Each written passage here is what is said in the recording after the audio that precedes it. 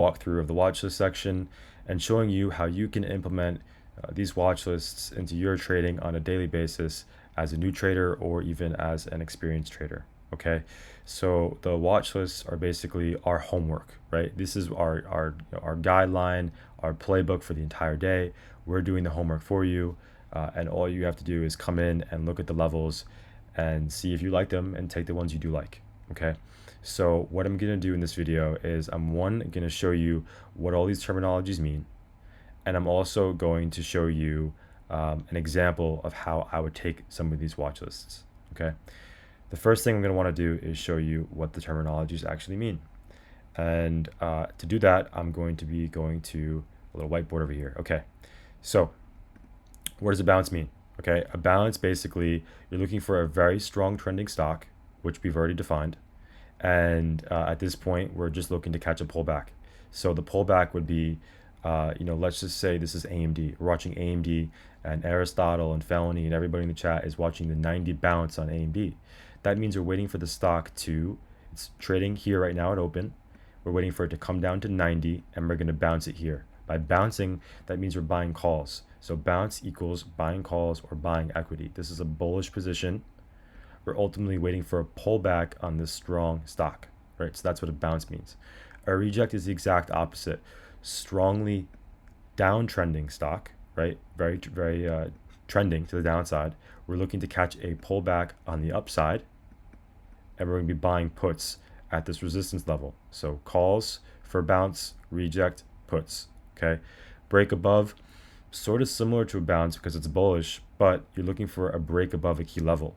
So let's just say we are watching the 100 break on Apple, right? Or the 150 break on Apple, right? In this case, the stock has rejected off this level probably multiple times, and we're waiting for a break above this 150 level for us to buy calls. We're waiting for it to break above and hold above for at least a good 30 to 45 seconds, or wait for the full 5-minute candle to form above, and then you buy calls, right?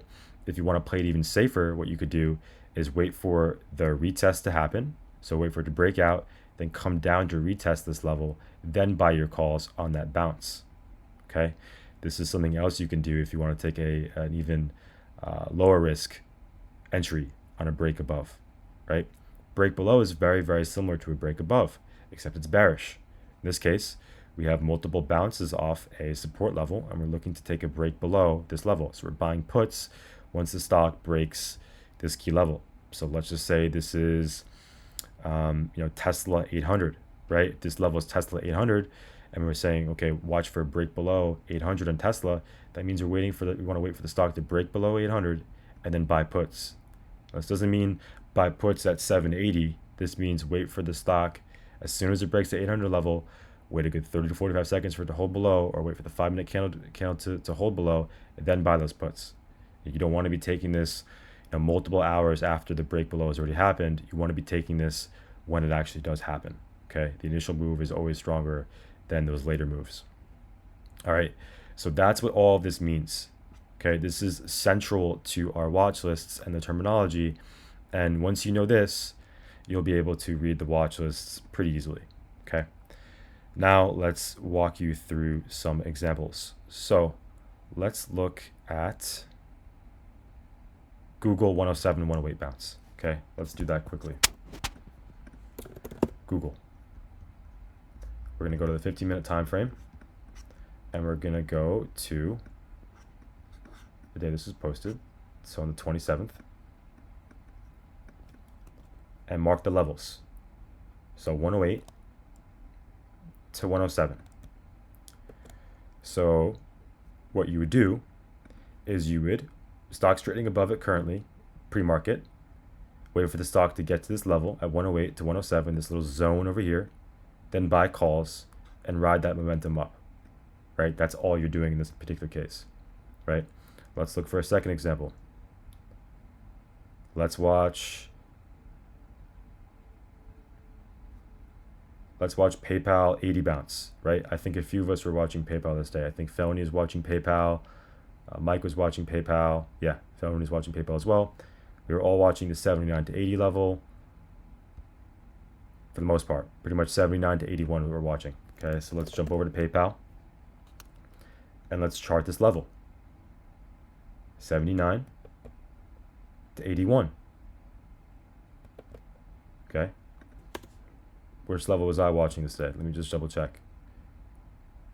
I was watching 80. Okay, so 79 to 80 bounce. So what this would imply is you want to wait for the stock to recede to this level, which it pretty much did, 81 and change, 81.20, right? And then ride that momentum up. In this case, if you missed it, that would have been okay, because it didn't actually get to the exact level. You would have had to scale in a little bit earlier there if you wanted to catch that full move, right? Let's look for another example. I was watching Amazon 1820, break and hold for calls. So this is a different one. This is not a bounce. This is a break and hold. Okay, so on the 27th, I have some drawings here already. Let me just delete this quickly. And we're watching the 1820. I actually already have this charted because this is something I was watching. 1820. So wait for the stock to break above this level. Wait for that 5-minute candle to hold right here perfectly, closed above. Ride that momentum all the way up. What you also could have done here is you could have taken the break and retest strategy, right? Wow, this is super, super bright, but the break and retest, right? So break, comes back down, recedes, continuation. In this case, literally picture perfect, right? Happened twice. Broke, retested, upside. Or if you wanted to wait even longer than that for more confirmation, full break, retest again, and massive upside off the same 1820 level, right? So you could have taken this 3 different ways. The first way is just literally longing it, buying calls as soon as it broke above this 1820 area. Or you could have waited for that retest into this area over here, all right? Let's get into one more example here. Let's look for a reject, because that's a little bit different. Let's look for a reject. Okay, so let's see. Here's a bounce, so not a reject. I'm looking for a reject right now. No rejects in sight.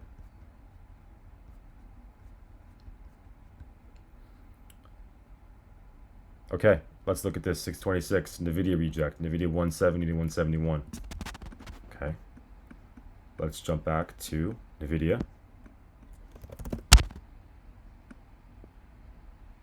On the 26th, 170 to 171. Let's chart these levels. And in this case, this level didn't actually hit. Okay, this zone wasn't actually touched during this trading period. But if it did, if it came up and retested this level, that's where you would have bought puts. Okay, so very, very simple. Basically, the work is done for you here, right? The work is done for you here in these watch lists, right? In all of these watch lists, the work is done for you.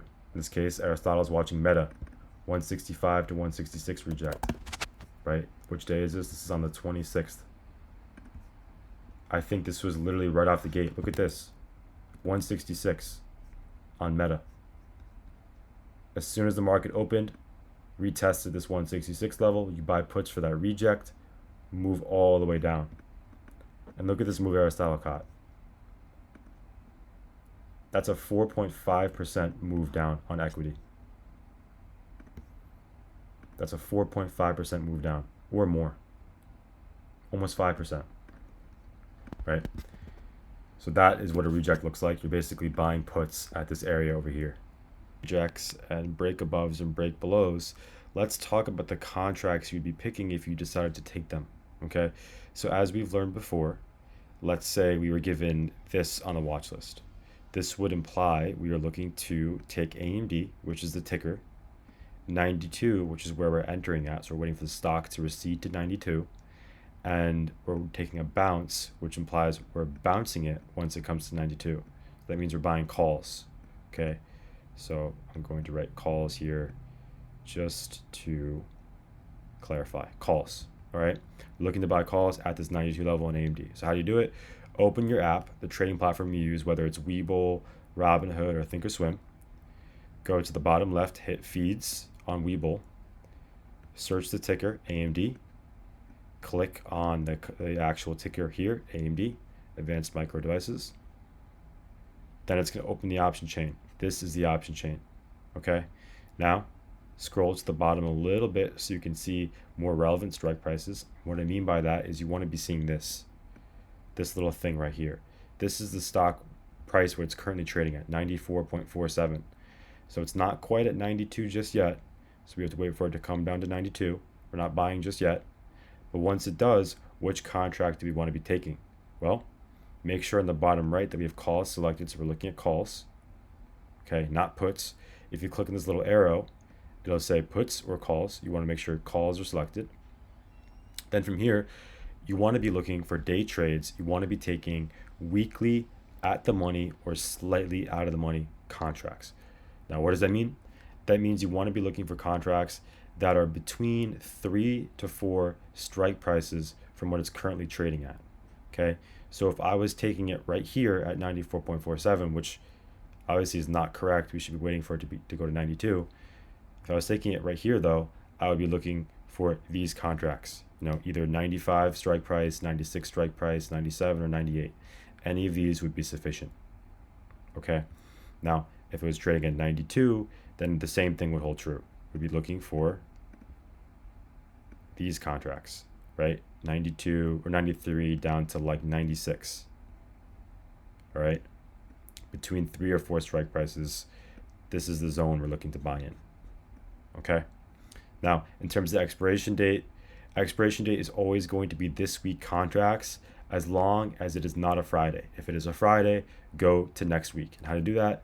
Collapse this menu over here and take the next week contracts. You'll see it slightly below the option chain. Okay, collapse it, look for next week contracts. It should be like August 12th. All right, very simple. On Robinhood, same concept. You're gonna go into the trade section, search the ticker, and then take whichever contract you want. In this case, between 3 to 4 strike prices. So if it's trading at 94.52 and you want to enter right now, then you should be looking at any of these guys here. Okay, between here to here. Okay, Thinkorswim, this is what I use. Hit the overview tab, hit the little search icon, search the ticker, click on the ticker, then it's gonna open this option chain. On the left hand side, these are calls. On the right hand side, these are puts. How do you know that? It says it here, calls, puts. So everything on this left hand side, calls. Everything on the right hand side, puts. In this case, you want to be watching anything in this area within 4 strike prices of the current trading price. How do you know it's trading right here? Well, this little yellow line tells us where it's currently trading at. It's trading between 94 to 95 right now because it's currently at 94.52. So in this case, any of these contracts would work. All right, so hopefully this is a brief walkthrough and kind of like tells you everything you need to know about how to actually use these watch lists and bring it into your trading. And now you know how to select the contracts as well. If you're buying puts, same concept. Instead of looking for strike prices above, you want to be looking for strike prices below. And you want to be watching this side, right? This side over here for puts. If it was on Webull, you would want to switch this to puts. Okay. Hopefully this helps. Let me know if you have any questions. I'm always here to help you guys. Tag me in the live trading chat if you need any help on this. Always happy to help you sort things out. Good luck, and hopefully you all make some money.